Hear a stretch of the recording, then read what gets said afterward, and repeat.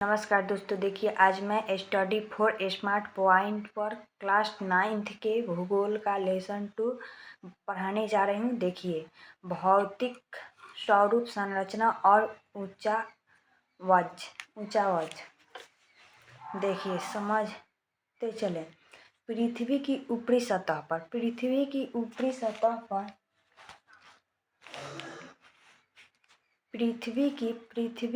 ऊपरी सतह दुर्बलता मंडल कहलाती है। पृथ्वी के सबसे ऊपरी सतह को दुर्बलता मंडल कहलाती है। दुर्बलता मंडल नीचे की अर्धद्रवित चट्टानों पर गतिशील है। पृथ्वी का भीतरी भाग गर्म है। वहाँ रेडियोधर्मी तत्व की विसर्जित ऊर्जा से नाभिकीय ऊर्जा विसर्जन से भीषण ताप उत्पन्न हुआ करता है। यह ताप द्रवित चट्टानों में संवहनिक तरंग उत्पन्न करता है।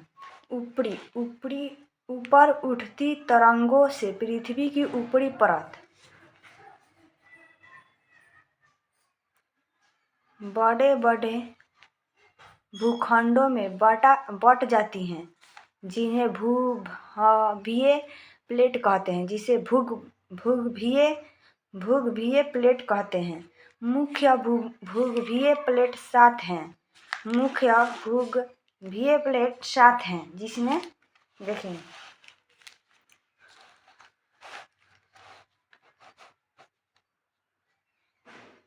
कहीं कहीं ये प्लेट एक दूसरे से दूर हो सकते हैं। दूर हो रहे प्लेटों को अपसारी प्लेट कहा जाता है। कहीं कहीं ये प्लेट एक दूसरे से दूर हो रहे हैं। हो रहे प्लेटों को अपसारी प्लेट कहा जाता है। कहीं कहीं ये प्लेट एक दूसरे के निकट आ रहे हैं। निकट आने वाले प्लेटों को अभिसारी प्लेट कहा गया है।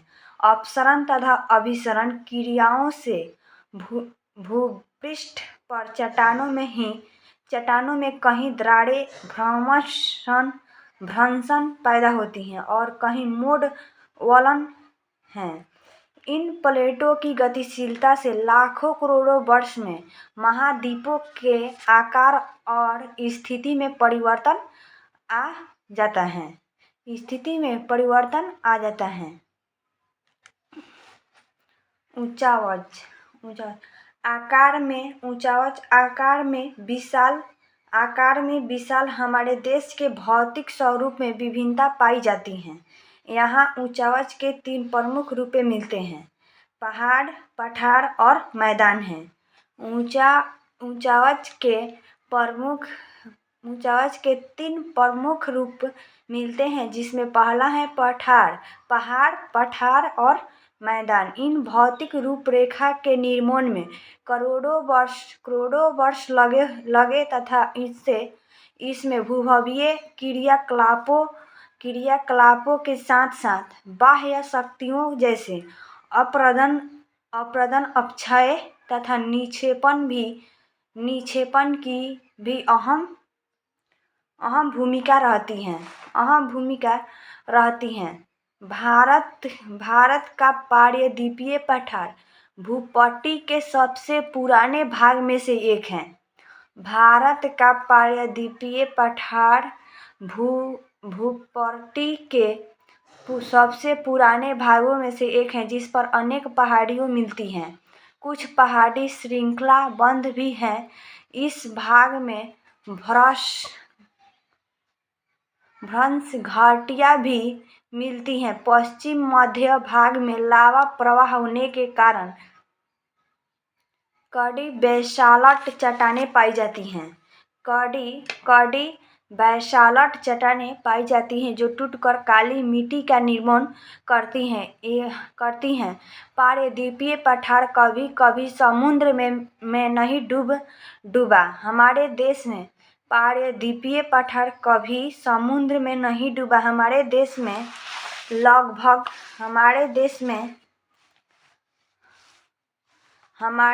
में लगभग 30% भाग पर पहाड़, 27% भाग पर पठार तथा 43% भाग पर मैदान है। संसार का सबसे ऊंचा पहाड़ हिमालय उत्तर में दीवार की तरह खड़ा है। संसार का सबसे ऊंचा पहाड़ हिमालय उत्तर में दीवार की तरह खड़ा है। सर्वोच्च ऊंचाई 8.8 किलोमीटर है। यह पहाड़ पूर्व और पश्चिम में दक्षिण की ओर मुड़ गया है। यह पहाड़ पूर्व और पश्चिम में दक्षिण की ओर मुड़ गया है। पूर्वी मोड़ नांगा पटकाई बुम और लुसाई के नाम से तथा पश्चिम मोड़ सुलेमान और किर्थर के नाम से जाने जाते हैं। सुलेमान और किर्थर के नाम से जाने जाते हैं। अरब सागर और बंगाल की खाड़ी बंगोपसागर से घिरा भारत का दक्षिणी भाग पठारी इलाका है। ऊंचाई 400 से 2.6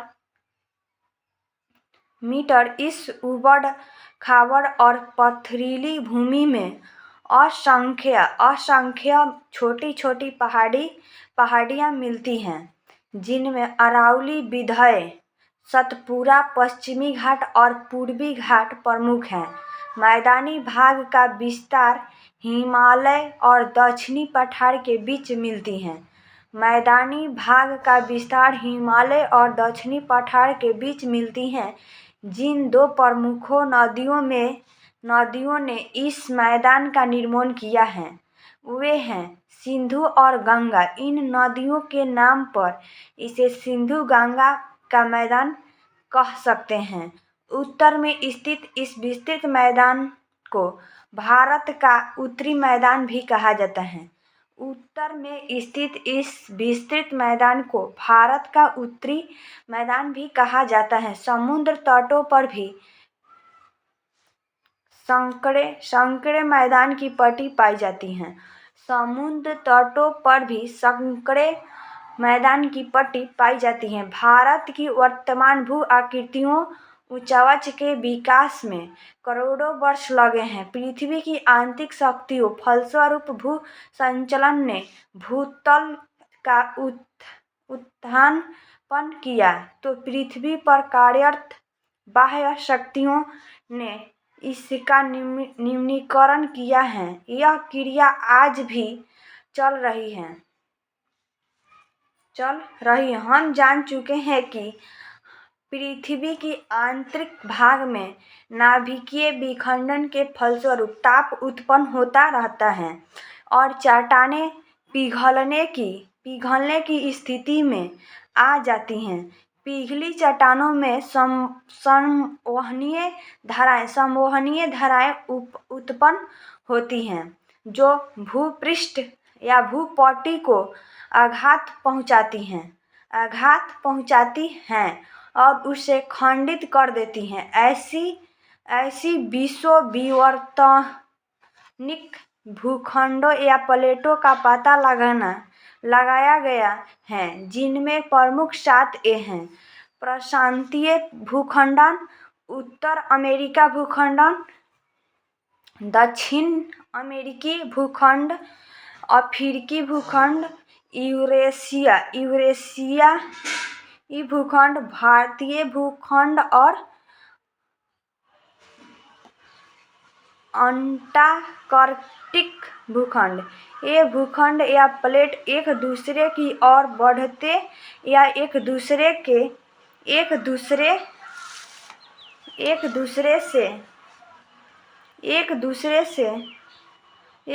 से विपरीत दिशा में गतिशील हैं।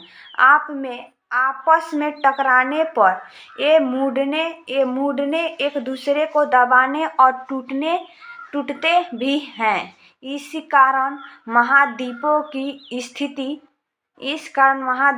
स्थिति और आकार में परिवर्तन होता रहता है। भारत के वर्तमान उच्चावच स्थलाकृति या भू आकृति को इस प्रक्रिया के एक अंश रूप में देखना चाहिए। करोड़ों वर्ष पूर्व भारत की स्थिति दक्षिण गोलार्ध में थी। करोड़ों वर्ष पूर्व भारत की स्थिति दक्षिण गोलार्ध में स्थित थी। मैं चित्र 2.3 में तत्कालीन जगत का दक्षिणी भाग प्रदर्शित किया गया है, जिसे गोंडवाना भूमि नाम दिया गया। भूपरवार की संवहनीय धाराओं के फलस्वरूप आध जगत खंडित होकर बिखर चला था। भारतीय भूखंड प्लेट उत्तर की ओर खिसकते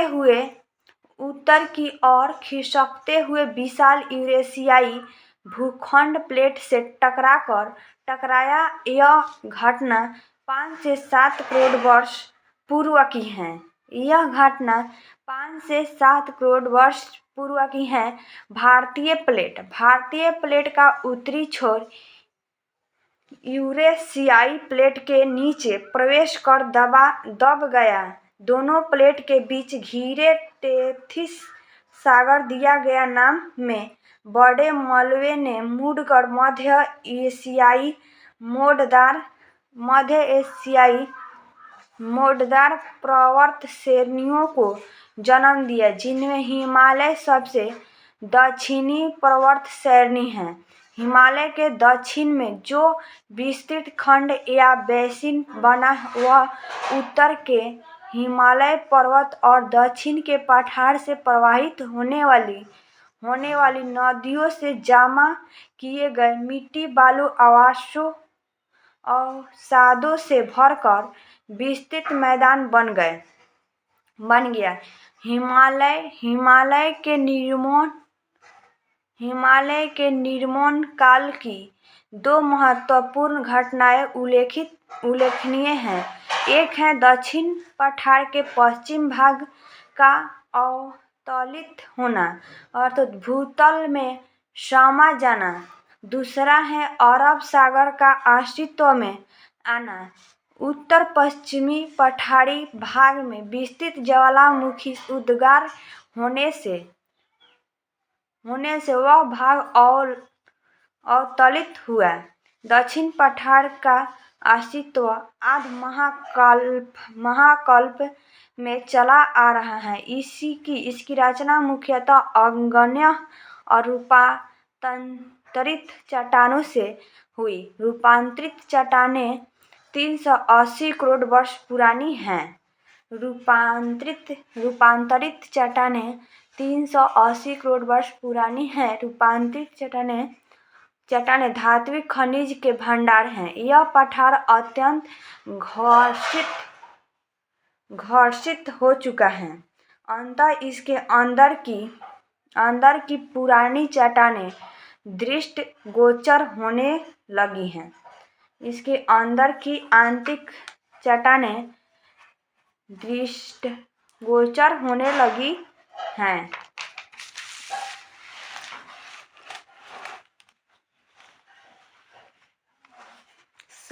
संरचना और ऊंचाई देखिए, इसको अगले वीडियो में बताएंगे।